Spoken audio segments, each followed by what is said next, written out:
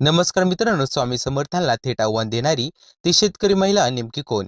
आणि देऊळ बंद 2 मध्ये काश्मीरी महाजनी नेमकी कोणती गुप्त भूमिका साकारतोय? चला तर या व्हिडिओच्या माध्यमातून आपण पाहूया. मित्रांनो, साधारण 10 वर्षापूर्वी आलेल्या देऊळबंद चित्रपटाने बॉक्स ऑफिसवर अक्षरशः धुमाकूळ घातला होता. आता या सुपरहिट सिनेमाचा दुसरा भाग म्हणजेच देऊळ बंद 2 येत्या 21 मेला आपल्या जवळच्या चित्रपटगृहात रिलीज होत आहे. प्रवीण तरडे यांच्या दिग्दर्शनाखाली बनलेल्या या चित्रपटाचा ट्रेलर नुकताच समोर आला असून त्याने प्रेक्षकांना उत्सुकतेच्या शिगेला पोहोचवला आहे. यावेळीची कथा खूपच वेगळी आणि संवेदनशील आहे.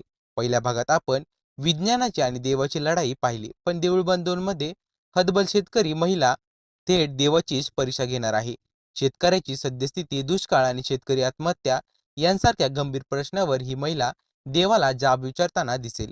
ही मुख्य भूमिका अभिनेत्री स्नेहल तरडे यांनी साकारली आहे. तर आपल्या सगळ्यांचे लाडके ज्येष्ठ अभिनेते मोहन जोशी पुन्हा एकदा स्वामी समर्थांच्या रूपात प्रेक्षकांच्या भेटीला येणार आहेत.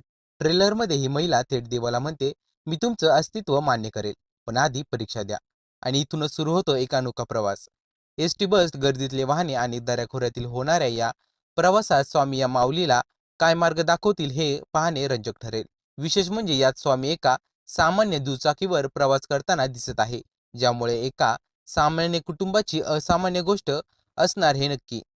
या सगळ्यात आणखी एक मोठी सरप्राईज एंट्री आहे, ती म्हणजे अभिनेता काश्मीर महाजनी. पण दिग्दर्शक प्रवीण तरटेनी त्याची भूमिका अजूनही गुलदस्त्यात ठेवली आहे. तुम्हाला काय वाटतं, काश्मीरीची भूमिका काय असेल? आणि येत्या 21 मे रोजी तुम्ही हा चित्रपट पाहायला जाणार का? कमेंट करून मला नक्की सांगा.